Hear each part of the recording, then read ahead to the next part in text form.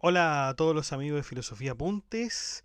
Estamos a 10 de octubre del año 2023 con este apunte sobre Martín Lutero, la autoridad secular. ¿Hasta qué punto se le debe obediencia? 1520. Luego de 3 años de publicadas sus 95 tesis, Lutero escribe una serie de obras que intentan convencer al Estado a tomar cartas en el asunto relativo a la Iglesia. Se supone que la Iglesia concentra no solo un poder espiritual en el mundo, sino que también tiene el poder terrenal, como habíamos visto en la teoría de las 2 espadas. Sin embargo, Lutero no cree que la Iglesia pueda manejar los asuntos espirituales apropiadamente y, en consecuencia, mucho menos los políticos.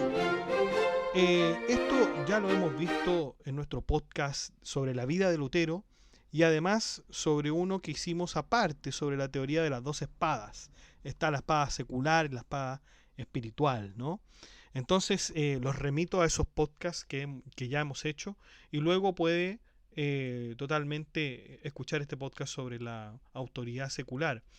Aunque de todas formas no es necesario, de igual manera se puede entender, pero si usted quiere tener un contexto más acabado de esta situación, es preferible, ¿no? Pero bueno, si no, no hay problema. Sin más dilación, vamos allá.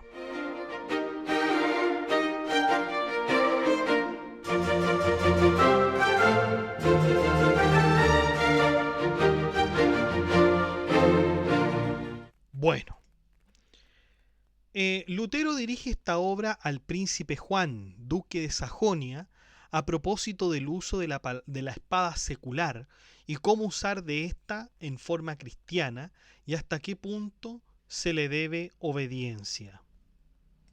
¿A qué nos referimos cuando decimos espada secular? Tenemos que recordar que había un conflicto entre la autoridad civil o gubernamental y la autoridad religiosa en un estado. Entonces, claro, la espada secular, ¿qué representa? La autoridad o el poder de un gobierno, mientras que la espiritual versa sobre la autoridad de la iglesia, o no solamente de la iglesia, puede ser de una autoridad religiosa, cualquiera sea esta, ¿no?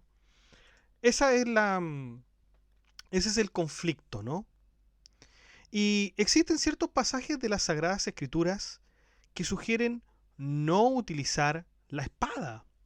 En Mateo 5:39 se dice: no resistas al que es malo, sino que cede a tu adversario, y al que quiere quitarte la túnica, déjale también la capa. Por otro lado, San Agustín de Hipona decía que se debía permitir a los malos hacer el mal, pero esto no tiene ninguna compatibilidad con la espada secular. Claro, porque imagínense ustedes el poder secular, gubernamental, tiene que poner orden. No puede ser, no puede proceder como lo dice la Sagrada Escritura con respecto al cristiano. No puede dar la otra mejilla. Tiene que poner un orden. Por eso hay una legalidad, por eso hay una fuerza que obliga a que se restituyan las cosas y que se imponga el orden. Por lo tanto, Lutero ya nos dice aquí que parece que hay una contradicción con respecto a la parte secular y la parte cristiana. Los sofistas de los tiempos de Lutero, así le dice Lutero, decían que estas normas eran para los perfectos, es decir, para los príncipes y no para los cristianos en general. ¿Mm? Esto mismo, fíjense que lo decía Napoleón Bonaparte en sus lecturas del Príncipe, que todo lo dicho en El Príncipe de Nicolás Maquiavelo, el libro, es solamente para los gobernantes. Los sofistas de aquellos tiempos hacen lo mismo, pero con el enfoque en Cristo, es decir, claro, las Sagradas Escrituras nos dicen que eh, el cristiano tiene que ser una persona que dé la otra mejilla. Y los sofistas, según Lucero, decían, estos son perfectos. Estos son perfectos.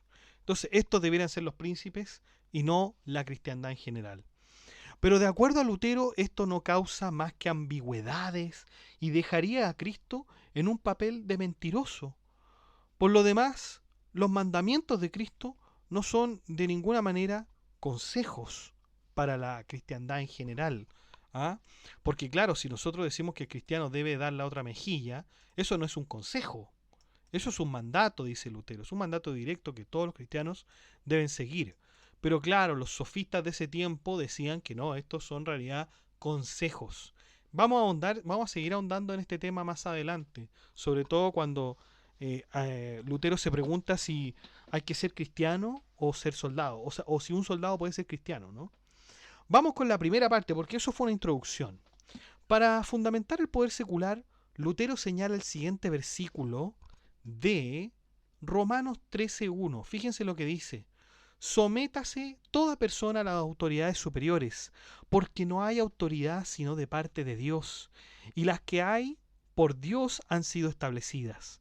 De modo que quien se opone a la autoridad, a lo establecido por Dios, resiste, y los que resisten acarrean condenación para sí mismos.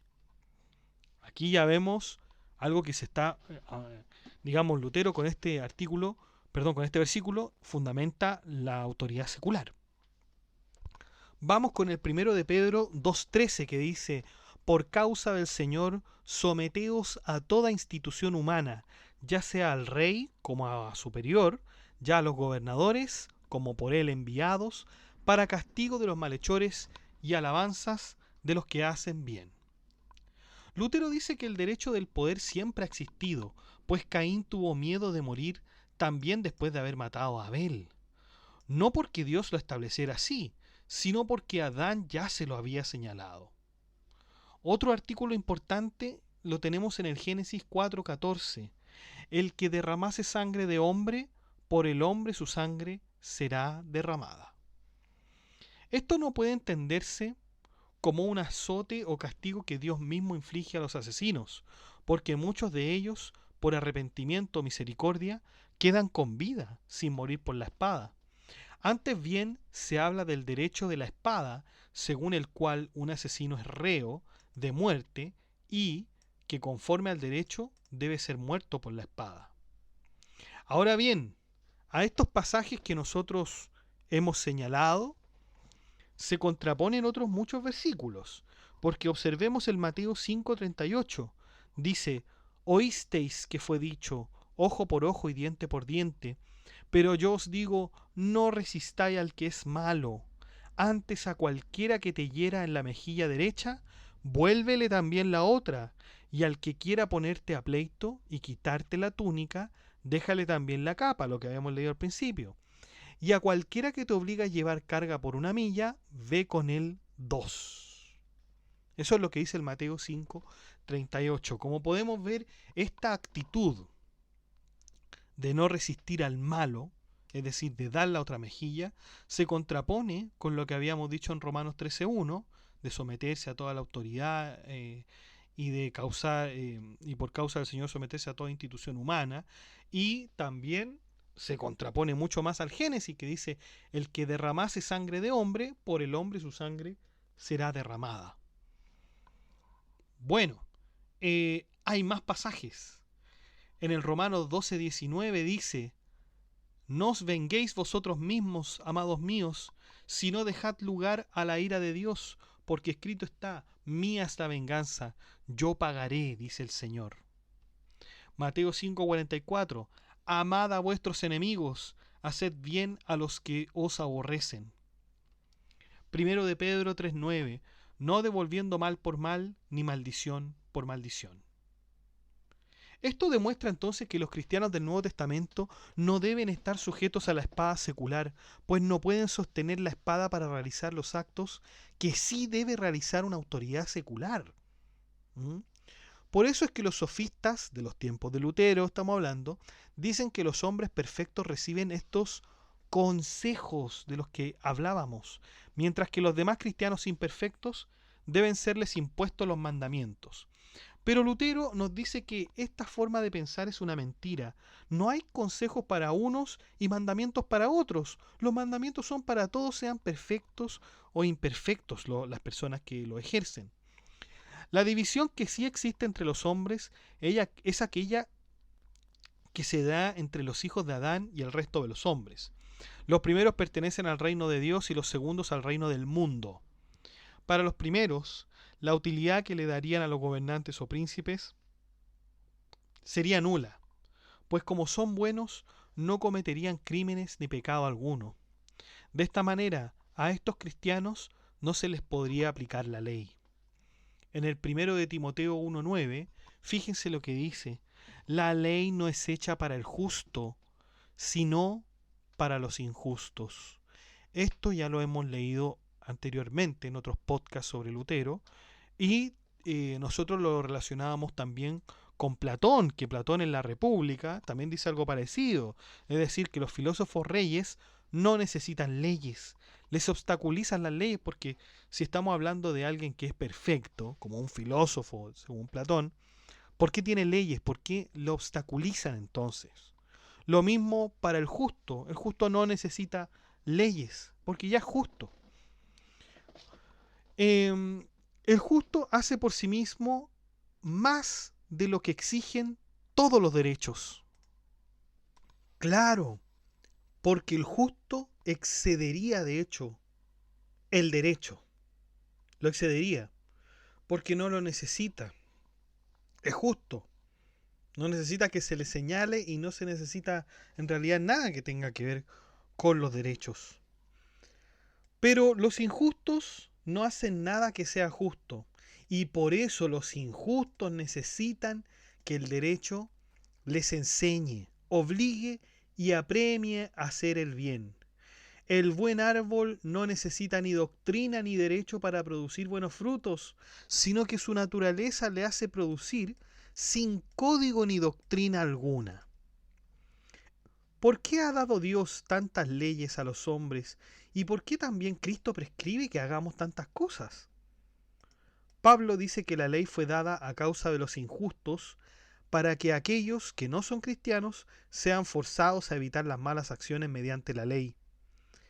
Pero ya que nadie es cristiano o piadoso por naturaleza, sino que todos son pecadores y malos, Dios les pone la ley a todos para que no se atrevan a poner en práctica exteriormente su maldad con obras según su mala intención. Todos los que no son cristianos pertenecen al reino del mundo y están bajo la ley, ya que pocos creen y la minoría se conduce al modo cristiano de no resistir el mal y más aún de no cometer el mal ellos mismos. Dios ha establecido otro régimen fuera del Estado cristiano y del reino de Dios, y los ha sometido a la espada. De esa manera, aun cuando les agrade, no pueden poner en práctica su malicia, y cuando lo hacen, no pueden llevarla a cabo sin temor y con tranquilidad y éxito. Lo mismo sucede con un animal feroz y malo que atamos con cadenas y sagas para que no pueda dar mordiscos y zarpazos conforme a su modo de ser, aunque le gusta hacerlo. Mientras que un animal manso y domesticado no necesita de ello, sino que es inofensivo a pesar de que no lleva cadenas ni sogas. Sin embargo, se podría decir que todos los hombres son cristianos. Todos los hombres se deben enteramente a Dios desde el inicio de los tiempos. De este modo, los que toman esta posición podrían liberar a aquellos hombres incontinentes que están apresados por fechorías y consecuentemente hacer toda clase de actos malos, resguardándose en que ellos también son cristianos. Pero Lutero respondería a los que esgrimen estos argumentos que el mundo, en efecto, aspira a ser cristiano, pero antes se debe llenar el mundo de verdaderos cristianos para luego gobernarlo evangélica y cristianamente. De lo contrario, aquel gobernador que encierra a todos por igual, diciendo que son todos cristianos, será aquel que encierra en una jaula a distintos animales.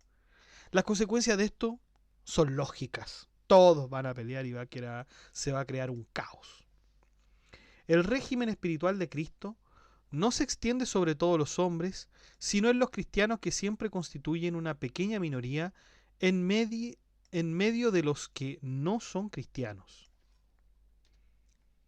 Donde impera solamente el régimen secular o la ley, solo habrá pura hipocresía, aun cuando se trate de los mismos mandamientos de Dios, pues sin el Espíritu Santo en el corazón nadie llega a ser verdaderamente piadoso.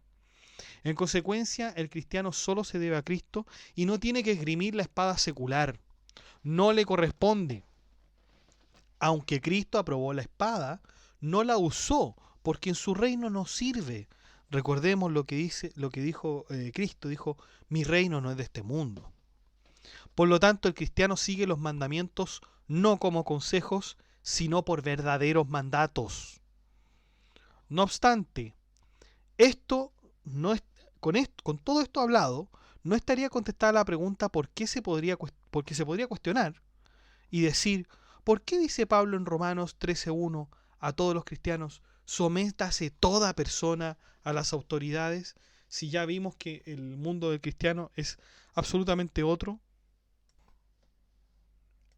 Y más encima después viene San Pedro a decir en el 2:13: someteos a toda institución humana.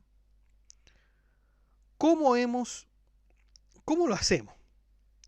Bueno, los cristianos no necesitan el derecho ni la espada. No lo necesitan entre sí ni por causa de sí mismos. No les hace falta y no les presta utilidad la espada secular, ni ninguna espada. Pero, dice Lutero, ya que el verdadero cristiano no vive en la tierra para sí mismo, sino que vive para su prójimo, siendo esto útil y necesario para el prójimo, entonces la tiene que utilizar. La espada es muy útil y necesaria para todo el mundo, con el objeto de mantener la paz, castigar el pecado y frenar a los malos. El cristiano se somete gustosamente al régimen de la espada, paga impuestos, respeta la autoridad, sirve, ayuda y hace cuanto pueda ser útil a la autoridad, con el fin de que ésta subsista y sea honrada y temida, aunque no la necesita ni le hace falta. Y así dice la Biblia en Efesios 5:21: someteos los unos a los otros al temor de Dios. Entonces, como el cristiano no vive solo, en efecto vive con el prójimo, entonces les va a ser muy útil y necesario tomar, ¿no es cierto?, la espada secular y someterse a la autoridad en donde sirve ayuda no solo a sí mismo, sino que también a los que le están rodeando, al prójimo, que es tan importante, ¿no? Por lo tanto, ahí sí se tiene que someter a la autoridad secular, el cristiano. Pero igualmente, uno igual podría decir, y se podría citar el pasaje: no resistáis al que es malo. Ya lo habíamos leído.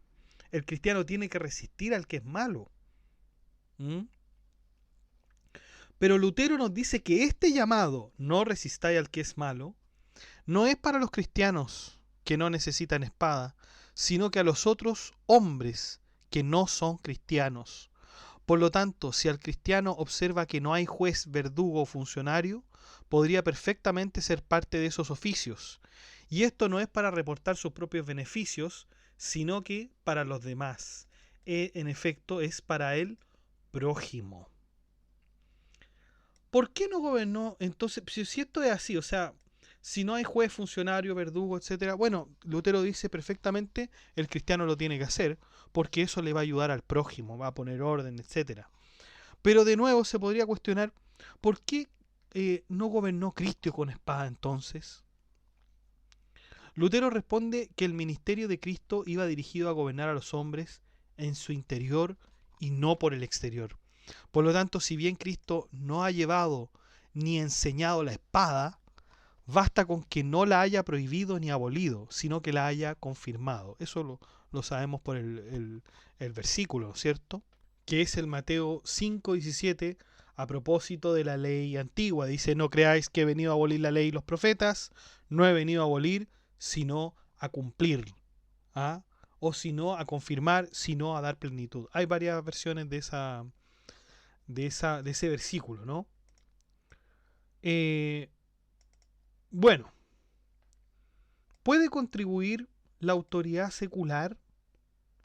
Si la autoridad secular y la espada son servicios de Dios, como arriba se ha aprobado, debe ser también servicio de Dios todo cuanto sea necesario a la autoridad para llevar la espada. Debe uno entonces, debe haber uno que prenda a los malos, los acuse, los degüelle y mate, y proteja a los buenos, los excuse, los defienda y salve. Por cierto que sí. Por tanto, si no lo hacen para sus propios fines, sino que solo ayudan a imponer el derecho y la autoridad con los cuales se vence a los malos, no corre peligro. Pueden ejercerlo como cualquier oficio para ganarse el pan, pues como se dijo, el amor al prójimo no mira lo propio. No se fija tampoco en que sea grande o pequeño, sino solo en la utilidad y necesidad que las obras tengan para el prójimo o la comunidad. Por lo tanto, siempre que el cristiano esté enfrentado a una cuestión secular, en la que esté en una encrucijada o en la que esté en una decisión difícil y nadie pueda realizar esa función, el cristiano puede hacerlo perfectamente, por amor al prójimo, no por amor a sí mismo. Por lo tanto, el tema de la conciencia aquí también es muy, muy importante. Muy, muy importante. Ahí termina entonces la primera parte de esta obra. Vamos hasta la segunda parte, que es hasta dónde se extiende la autoridad secular. La autoridad secular no puede ir más allá de sus atribuciones o facultades. Lutero nos pone en una situación hipotética. ¿Qué pasaría si la autoridad secular mandara a creer en algo por medio de las leyes? Esto sería un exceso, pues nadie puede mandar a creer nada, sino que solamente Dios. La autoridad secular no puede mandar a creer en la Iglesia Católica, porque las almas están al poder de Dios, no al poder de una institución. Y así lo prueba Cristo en el Mateo 10:28. No temáis a los que matan el cuerpo, pero el alma no pueden matar. Temed más bien a aquel que puede destruir el alma y el cuerpo en el infierno. Sin embargo, así proceden los príncipes y gobernantes, de acuerdo con Lutero. Ninguna institución puede entrar en la conciencia de las personas. Para emitir un juicio, un tribunal debe y tiene que estar completamente seguro y tener claridad de lo que se trata. Pero los pensamientos e intenciones no son manifiestos a nadie, sino solo a Dios. Por ello, es vano e imposible mandar a alguien u obligarlo por la fuerza a creer esto o aquello. Se requiere otro método para eso. La violencia no logra nada. Así como otro no puede ir por mí al infierno o al cielo, tampoco puede crear o dejar de creer por mí. No me puede abrir o cerrar el cielo o el infierno, ni es capaz de obligarme a creer o descreer, ya que es asunto de la conciencia de cada cual creer o no creer, sin que por ello la autoridad secular sufra mengua alguna. Le corresponde también contentarse y ocuparse en sus cosas y dejar que cada uno crea esto o aquello como pueda o quiera. No se debe obligar por la fuerza. La fe es un acto libre al cual no se puede forzar a nadie. Más bien es una obra divina en el espíritu. Ahora bien, a esto se le puede contraponer el pasaje de Romanos 13:1. Sométase toda persona a las autoridades superiores. De acuerdo con Lutero, Pablo no habla en este pasaje sobre la autoridad secular, sino más bien de la autoridad espiritual. Pablo no estaría hablando de una autoridad que no tenga poder. ¿En qué lugar quedarían los sacerdotes u obispos? Su gobierno no es superioridad o poder, sino que es un servicio y una función. No son más eminentes ni mejores que otros cristianos, por tanto no deben imponer ley ni mandato a otros sin la voluntad y el permiso de ellos. Su gobierno no es otra cosa que predicar la palabra de Dios y conducir con ella a los cristianos y vencer, por cierto, la herejía. Vamos con la tercera parte. Fíjense lo que dice Lutero. El que quiera ser príncipe cristiano tiene que deshacerse de la idea de querer gobernar y proceder con violencia. Fíjense lo que dice Lutero acá, citamos textualmente. Maldita y condenada es toda vida que se viva procurando la utilidad y bien propios.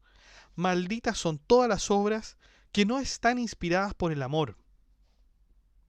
Se inspiran en el amor cuando no se guían por el placer, provecho, honra, comodidad y salud propios, sino que buscan con todo corazón el provecho, honra y salud ajenos. Eso es lo que dice Lutero. La condición de príncipe es riesgosa si no tiene suficiente inteligencia para regir tanto el derecho como a sus consejeros. Ahí andan las cosas conforme a la sentencia de Salomón. Ay de la nación, cuyo rey es un niño. Lutero dice que el príncipe debe actuar con temor, pero con una inteligencia que vaya más allá de los libros. Sin embargo, Lutero no sabría qué recomendarle a ese cristiano que quiere convertirse en príncipe, pues un príncipe de acuerdo con Dios es un príncipe que actúa por el corazón, por la fe. En consecuencia, como Lutero no quiere hablar sobre prescribir al príncipe una ley, da en ese sentido ciertos consejos que vamos a leer. En primero, el príncipe debe tener en consideración a sus súbditos y prepararlos rectamente a su corazón, preparar rectamente su corazón para ello. Esto lo hace cuando dirige toda su atención a hacerles útil y servicial. No puede pensar, la tierra y la gente son mías, yo haré lo que me plazca. No, debe opinar así. Pertenezco al país y a la gente, he de hacer lo que es provechoso y bueno para ellos. No debo tratar de ser altanero y dominante, sino tratar de que sean protegidos y defendidos por una paz ventajosa. En segundo lugar, ha de poner la mirada en Cristo y decir, mira, Cristo, el príncipe supremo, ha venido y me ha servido. No busco poder ni bienes y honra en mí, sino que ha mirado mi necesidad y hecho todo para que yo tenga poder, bienes y honra por él. Por tanto haré lo mismo, no buscaré mi interés en mis súbditos, sino el de ellos. También las serviré así con mi oficio, los protegeré, les prestaré oído y los defenderé. Otro consejo, solo gobernaré para que tengan bienes y provechos y yo no. Eso debería decir un gobernante. Así, un príncipe se desprenderá de su poder y autoridad y cuidará de las necesidades de sus súbditos y procederá como si se tratase de su propio interés. Así hizo Cristo con nosotros. Estas son verdaderas obras de amor cristiano. Por otro lado, el príncipe debe cuidarse de los grandes bonetes, sus consejeros, y ha de conducirse con respecto a ellos, de manera que no desprecie a ninguno, pero tampoco confíe en ninguno de todas las cosas, pues Dios no tolera ninguna de las dos cosas. En consecuencia, no hay que confiar en nadie, por inteligente, santo y grande que sea, sino que se debe escuchar a todos y esperar para ver por medio de quién Dios habla y actúa. Debes mandar y correr el riesgo, pero no debes fiarte de nadie ni contar con nadie, sino solo de Dios. En tercer lugar, dice Lutero, ha de tener cuidado el príncipe de proceder rectamente con los malhechores. En este caso debe ser muy prudente y sabio a fin de castigar sin perjuicio de otros. Pero no ha de recoger la cuchara y pisotear la fuente, ni llevar a la miseria al país y a sus habitantes, por causa de una sola cabeza, llenando el país de viudas y huérfanos. En cuarto lugar, el príncipe también debe conducirse de modo cristiano hacia su Dios, es decir, someterse a él con toda confianza y rogarle por sabiduría para gobernar bien, como lo hizo Salomón. Quinto, la restitución de las cosas. Cuando se te presenta un asunto de que uno debe devolver algo a otro y los dos son cristianos, el litigio se resuelve pronto, porque nadie retendrá lo ajeno y ninguno pedirá su devolución. Pero si ambos no son cristianos o si uno de ellos no quiere dejarse juzgar conforme al derecho del amor, los dejarás buscar a otro juez y le dirás que obran contra Dios y el derecho natural, aunque de acuerdo con la ley humana obtengan el rigor máximo. En consecuencia, todo esto es lo que Lutero quiso decir sobre los alcances de la autoridad secular. Podemos ver entonces que esta obra nos aclara entonces Lutero que el cristiano sí puede estar, sí puede entrar en los asuntos seculares, pero siempre que esto lleve en su conciencia el amor al prójimo y no el interés propio. ¿Mm? Tenemos que el alcance de la autoridad secular no puede hacerle creer a las personas un credo o algo por el estilo. Y claro, por aquellos tiempos también estaba el principio eh, que estaba contenido en una frase: cuius regio, eius religio. Cuius regio, eius religio, que significa a cuyo reino, su religión. Lo que significaba que la religión del gobernante debía dictar la religión de los gobernados.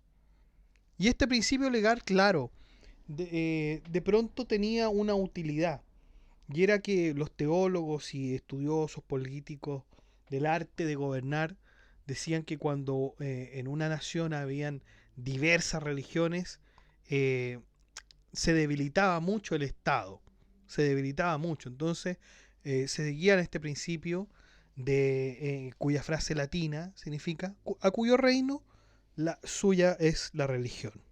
¿Mm? O cuyo reino su religión. Y claro, esto de alguna manera ponía un poco más de orden en un estado. Pero claro, ahora Lutero nos dice que el poder secular no puede imponer creencias. Entonces este concepto quedaría para Lutero totalmente inválido. Bueno, es obvio que aquí Lutero lo que quiere es que, eh, o sea, la intención de Lutero es que el Estado pueda poner orden a la Iglesia Católica por ciertos asuntos políticos que ya hemos mencionado ya en otros podcasts, y sobre todo la crítica que tenía Lutero sobre la autoridad espiritual o eclesiástica. Lutero necesitaba que el Estado interviniera, porque pareciera que estaba sometida de todas maneras, o todavía se seguía creyendo que la Iglesia o la autoridad papal tenía las dos espadas, tanto la terrenal como la espiritual. Entonces estaba esa creencia todavía. Y a Lutero quería hacer esta separación, de todas formas. Ahora, también lo interesante de esto, chicos, en el ámbito ya más propiamente filosófico, más que del arte de gobernar, es esta visión utópica, pero que además, de todas formas, Lutero dice que no todos son cristianos. Él está convencido de esto. Después de su experiencia de visitar Roma y todo eso, está claro que no todos son cristianos. Pero Lutero lo piensa de todas formas, ¿no? Y nos dice, nos cita la Biblia para decir: el justo no necesita leyes. La ley no es hecha para el justo. El derecho es innecesario para el justo. Y esta idea se va a seguir repitiendo, se va a seguir repitiendo. Lutero tiene una crítica muy profunda al derecho. No le gusta.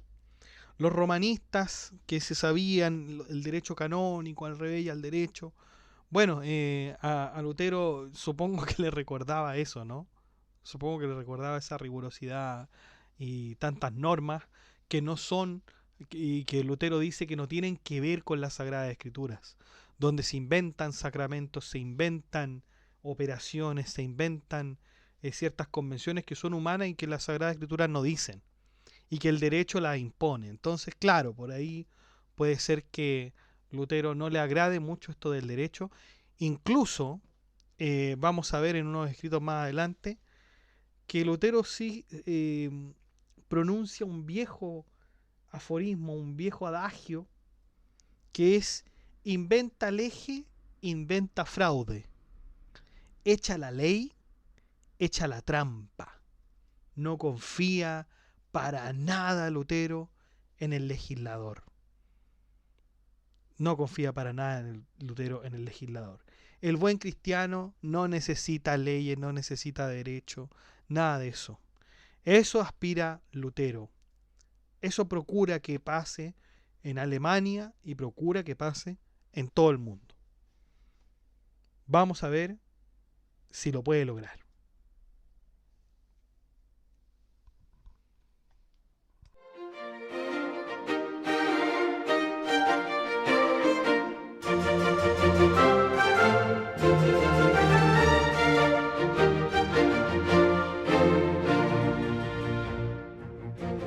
Bueno chicos, y eso ha sido todo. Muchas gracias por escuchar este podcast. Si le ha gustado, dé like, comente, comparta, suscríbase, acceda al blog que está en la descripción, haga soporte en PayPal o en Patreon.